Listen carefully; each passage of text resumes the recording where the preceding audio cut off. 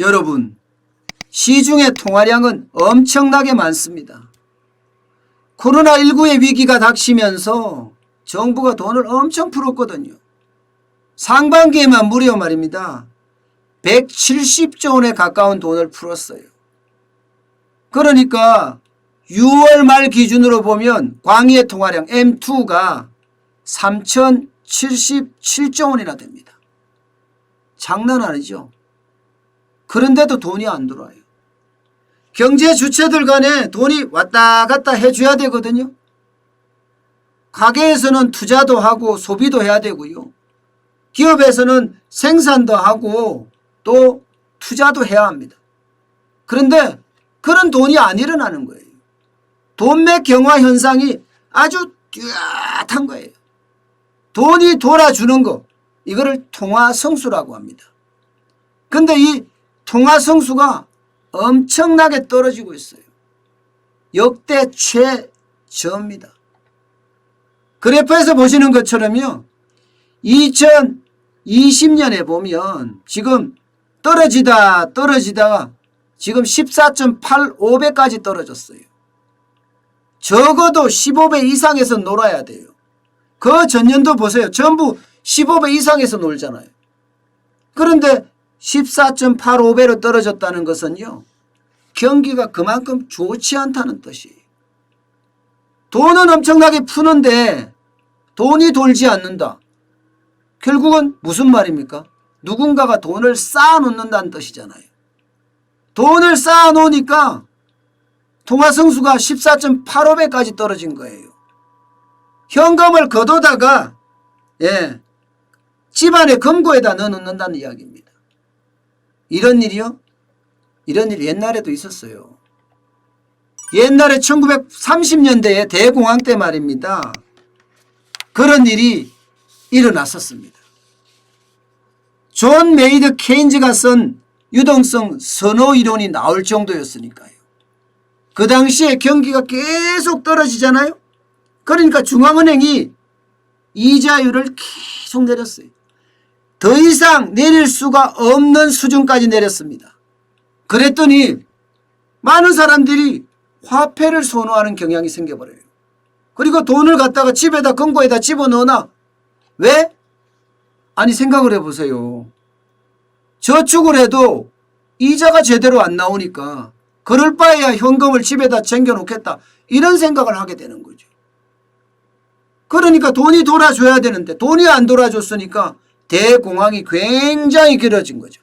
그래서 대가 붙은 겁니다. 대공황이라고 붙은 거예요.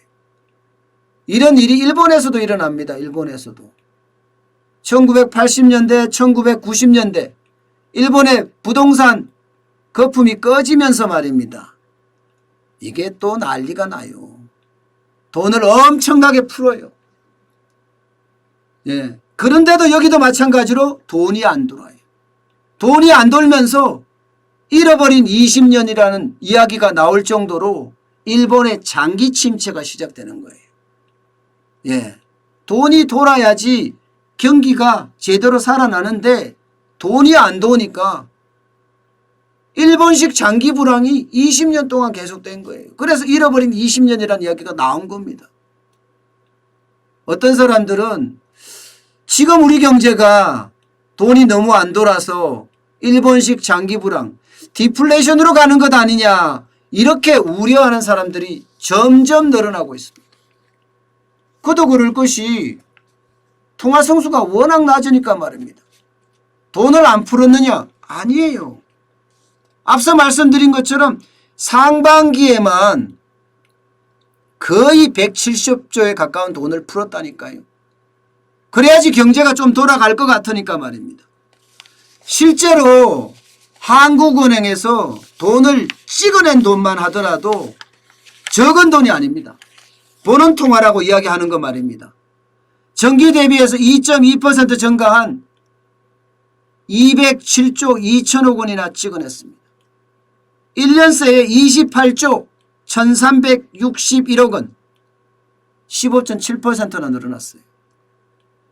그러니까 M1 협의의 통화 말입니다. 협의의 통화는 바로바로 돈을 찾는 거예요. 언제든지 찾을 수 있는 거예요.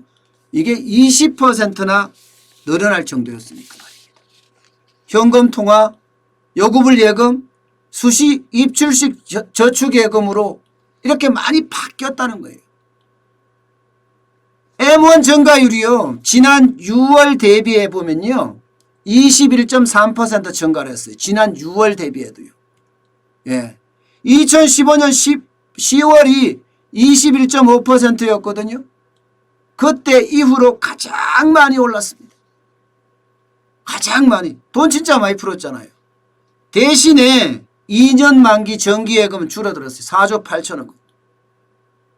그러니까 이자율이 싸니까 정기예금에서 빼서 수시 입출금으로 계속 쌓아놓거나 아니면 요구불 예금으로 쌓아놓는다는 뜻이에요. 실제로 요구불 예금은 6조 2천억 원이 늘어나고요.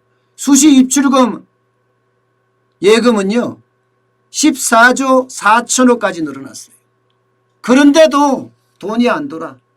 부동산이나 주식이나 이쪽으로 쏠림 현상 굉장히 일어나는데 소비가 안 되는 거예요. 소비가. 투자도 실질적으로 실물경제 투자가 안 일어난다는 거예요. 그러니 돈맥 경화 현상이 굉장히 심해진다. 이런 말들이 계속 나오고 있는 겁니다. 이거요. 굉장히 위험합니다. 여러분. 돈이 안 돈다는 것은요. 앞으로 우리 경제의 침체가 계속 간다는 이야기입니다. 더 길어진다는 이야기예요. 자칫 잘못하면 일본식 장기 불황에 빠질 수도 있다는 이야기예요. 그렇다면 정부가 어떻게 해야 될까요? 간단합니다. 돈이 돌게 만들어줘야 돼요. 돈이 돌게 만들어주려면 경제에 대한 불확실성을 없애야 돼요. 규제를 완전히 대혁신해야 되고요. 또 사람들이 돈을 쓰는데 앞으로 경제가 좋을 거니까 지금은 돈을 쓸 수 있겠구나. 이렇게 생각이 들게 만들어줘야 합니다. 그렇지 않으면요. 이 코로나19의 위기가 점점 더 가서 일본식 장기 불황에 빠지는 그런 위험이 닥칠 수도 있다는 이야기입니다. 정부의 대전환이 없으면 지금처럼 단순하게 생각한다면 규제 일변도의 부동산 정책도 마찬가지고요. 예, 주식시장의 활성화를 시킨다는 것도 마찬가지예요. 자산시장에서 아무리 돈은요. 경제성장에 도움이 되지 않습니다. 실제로 그 돈이 부자들이 쓰고 소비자들이 쓰고 그리고 기업에 투자하고 이런 성장성 있는 돈이 오고 가고 해야 됩니다. 그래야지만이 우리 경제가 유동성 함정에 빠지지 않는 거예요. 자칫 잘못하면요. 유동성 함정에 빠질 확률이 점점 커지지 않나. 저는 그런 생각을 해봅니다.